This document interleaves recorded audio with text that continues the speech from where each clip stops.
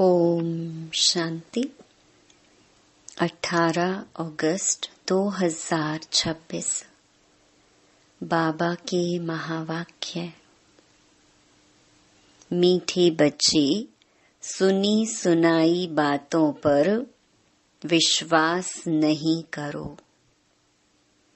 अगर कोई उल्टी सुलटी बातें सुनाए तो एक कान से सुन दूसरे से निकाल दो।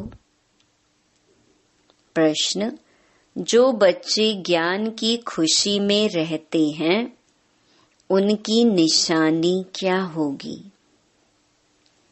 उत्तर: वे पुराने कर्म भोग का हिसाब किताब उस खुशी में मर्ज करते जाएंगे। ज्ञान की खुशी में दुख दर्द गम की दुनिया ही भूल जाती है। बुद्धि में रहता अब तो हम खुशी की दुनिया में जा रहे हैं। रावण ने श्रापित कर दुखी किया, अब बाप आए हैं उस दुख की गम की दुनिया से निकाल खुशी की दुनिया में ले जाने।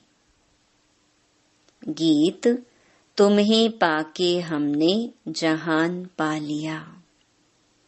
ओम शांति। मीठे मीठे रूहानी बच्चों ने गीत सुना। जरूर बच्चों के रोमांच खड़े हो जाने चाहिए, क्योंकि गाया जाता है खुशी जैसी खुराक नहीं। अभी तुम सभी रूहानी बच्चों को बेहद का बाप मिला है। बेहद का बाप तो एक ही होता है और बच्चे जानते हैं जब और बच्चे बनेंगे तो उन्हों के भी रोमांच खड़े होंगे। तुम जानते हो हमारा राज्य था, फिर राज्य गंवाया, अब फिर राज्य लेते हैं। भारतवासियों के लिए यह खुशखबरी है ना? परंतु जबकि अच्छी रीति सुने और समझे। बरोबर यह खुशी की बात है ना। कल्प कल्प बाप आते हैं। बाप का जन्म भी यहाँ गाया जाता है। त्योहार भी जो हैं सब इस समय के हैं। बाप ने आकर तुमको बहुत सहज रास्ता बताया है। मनुष्यों को तो अनेक प्रकार के गम हैं। यहाँ इस ज्ञान की खुशी में वह गम दुख आदि सब मर्ज हो जाते हैं। जैसे कोई बीमार ठीक होने पर आता है तो सबको खुशी होती है। बीमारी आदि दुख की बातें जैसे भूल जाती हैं। पियर घर ससुर घर मित्र संबंधी आदि सब खुशी में आ जाते हैं। तुम बच्चे जानते हो हम सब विश्व के मालिक थे, फिर रावण ने श्राप दिया है। यह है गम की दुख की दुनिया। फिर कल होगी खुशी की दुनिया।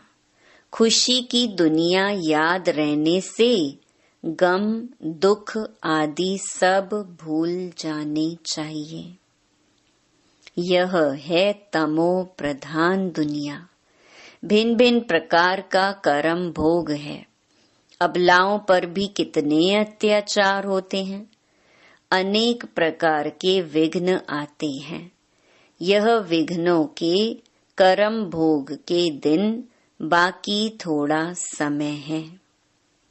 बाप धीरज देते हैं, बाकी थोड़े रोज हैं। कल्प पहले भी हुआ था, कर्म भोग का हिसाब किताब चुकतू होना है। खुशी में यह सब मर्ज करते जाओ। बस बाप और वर्षे को याद करते रहो। उल्टा सुल्टा कोई भी काम मत करो, नहीं तो और ही दंड पड़ जाता है, पद भ्रष्ट हो जाता है। बच्चों का काम है एक बाप को याद करना। बाप कहते हैं, मुझे याद करो तो तुम्हारे विकर्म विनाश हो जाएंगे। हिसाब किताब चुकतू हो जाएगा। बाकी थोड़ा समय है, हिसाब किताब चुकतू करते जाओ, क्योंकि तुम हो अंधों की लाठी। तुम भी याद करो, दूसरों को भी रास्ता बताओ। विघ्न तो बहुत पड़ेंगे, जितना हो सके सबको यह समझाते रहो कि बाप को याद करो। अक्षर भी नामी ग्रामी है, मन मना भव अर्थार्थ। हे आत्माएं, मामेकम याद करो, तो तुम्हारे पास्ट के विकर्म भस्म होंगे। इसमें मूंझने की तो बात ही नहीं। सिर्फ बाप को याद करो तो तमो प्रधान से सतो प्रधान बन जाएंगे। तुम जानते हो, हमने 84 का चक्कर लगाया है। चक्कर लगाते आए हैं, लगाते रहेंगे। यह है पुरानी दुनिया, पुराना चोला, इनको भूल जाना है। यह है आत्माओं का बेहद का सन्यास, उन्हों का है हद का सन्यास। घर बार छोड़ जाते हैं, उन्हों का भी ड्रामा में पार्ट है। फिर भी ऐसे ही होगा। सेकंड सेकंड जो पास हुआ सो ड्रामा, फिर वही ड्रामा रिपीट होगा। शास्त्र सब हैं भक्ति मार्ग के पुस्तक, भक्ति के बाद है ज्ञान। इस सीढ़ी के चित्र पर किसको भी समझाना बहुत सहज है। मुख्य जो चित्र हैं वह अपने घर में भी रख सकते हो। त्रिमूर्ति भी बड़ा क्लियर है।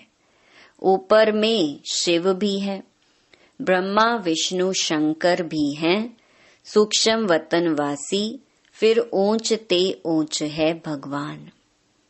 बच्चे भी समझते हैं, जहाँ बाप रहते हैं वह है हम आत्माओं के रहने का स्थान। जिसको निर्वाण धाम कहो अथवा शांति धाम कहो, बात एक ही है। शांति धाम नाम ठीक है, अथवा निर्वाण धाम अर्थात वाणी से परे धाम। वह शांति धाम ही हो गया। वह शांति धाम फिर है सुख और शांति संपत्ति धाम। फिर होता है दुख और अशांति धाम। सुख धाम में तो कारून के खजाने होते हैं अथाह। आज क्या है, कल क्या होगा। आज कलयुग का अंत, कल होगा सतयुग का आदि। रात दिन का फर्क है ना। कहते भी हैं ब्रह्मा और ब्रह्मा मुख वंशावली ब्राह्मणों का दिन और फिर रात। दिन में है देवताएं, रात में है शूद्र, बीच में हो तुम ब्राह्मण। इस संगम युग का किसको पता नहीं है। मनुष्य तो बिल्कुल ही घोर अंधियारे में है, तो घोर सोजरे में ले आना तुम बच्चों का फर्ज है। अभी सामने वही महाभारत लड़ाई है, गाया हुआ भी है। विनाश काले विपरीत बुद्धि विनश्यन्ति, विनाश काले प्रीत बुद्धि विजयंती। तुम बच्चे जानते हो, बाबा हमको फिर से वही राजाई देते हैं। वह हमारी राजाई कोई छीन ना सके। रावण की प्रवेशता तो होगी द्वापर से। रावण ने हमारी राजाई छीनी है। जिसको दुश्मन ही समझो, क्योंकि दुश्मन का ही एफिजी बनाकर जलाते हैं। यह बहुत पुराना दुश्मन है। कहते भी हैं रावण राज्य, परंतु किसकी बुद्धि में नहीं आता है, तो घोर अंधियारा कहेंगे ना। बेहद का बाप है नॉलेजफुल, उनको ज्ञान का दाता, दिव्य चक्षु विधाता कहते हैं। अभी तुम आत्माओं को ज्ञान का तीसरा नेत्र मिला है। आगे तो कुछ नहीं जानते थे, अब सब जान गए हो। बाप ज्ञान का सागर है तो जरूर ज्ञान सुनाएंगे ना। ज्ञान सुनाने बिगर सिद्ध कैसे हो। तुम देखते हो बाप ज्ञान सुनाते हैं, जिस ज्ञान से फिर आधा कल्प सदगति होती है। भक्ति को ही आधा कल्प चलना है, ज्ञान से सदगति संगम पर ही होती है। कोई भी बात बच्चों की कब छिप नहीं सकती। बाप कहते हैं कोई भी बुरा काम हो जाए तो बताओ। बाबा जानते हैं कईयों से बुरे कर्म होते रहते हैं। रावण राज्य है ना, माया चमाट मारती है, परंतु छिपाते हैं बहुत। बाबा कहते हैं कोई भी भूल होती है तो फौरन बतलाने से आगे के लिए युक्ति मिलेगी, नहीं तो वृद्धि होती जाएगी। काम महाशत्रु है। बाबा को लिखते हैं बाबा माया का बहुत अपोजिशन होता है। सदैव तो किसका योग नहीं रहता जो माया से बच सके। देह अभिमान बहुत आता है। बहुत हैं जो माया के थप्पड़ खाते हैं। बाबा के पास समाचार तो सब तरफ से आते रहते हैं ना। अखबारों आदि में तो उल्टा सुल्टा भी कितना डाल देते हैं। आजकल मनुष्य बातें तो कितनी भी बना सकते हैं, तमो प्रधान है ना। व्यास की जब रजो बुद्धि थी तो क्या क्या बातें बैठ लिखी हैं। बाप बच्चों को समझाते हैं सुनी सुनाई बातों पर कभी भी विश्वास कर बिगड़ो मत।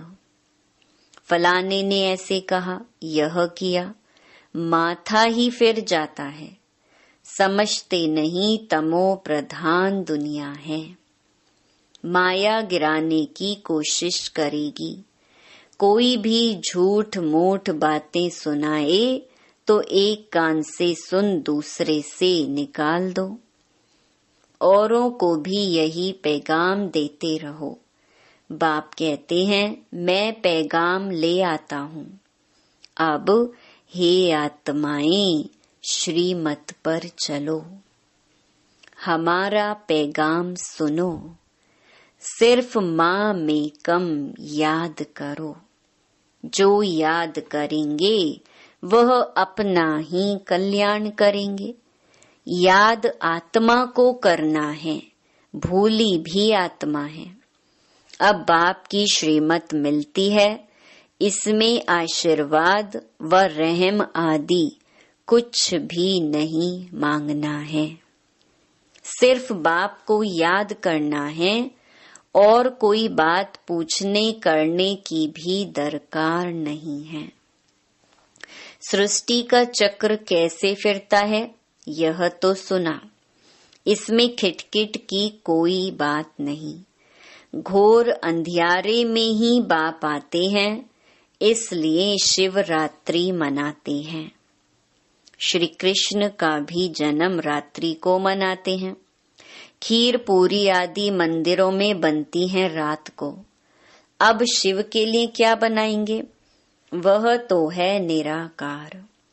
किसको पता भी नहीं है बाबा किस घड़ी में आते हैं और कैसे चले जाते हैं।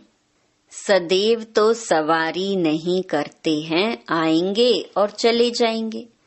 अभी तुम जानते हो हम शिव बाबा के पोत्रे हैं। वर्षा उनसे मिलता है।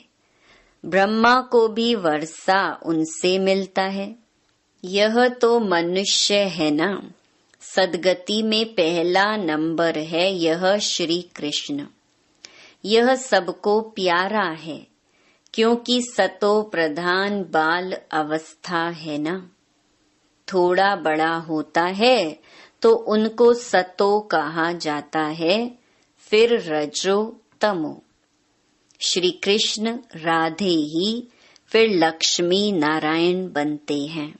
जिनको बाप ने ज्ञान दिया है उनको ही देंगे।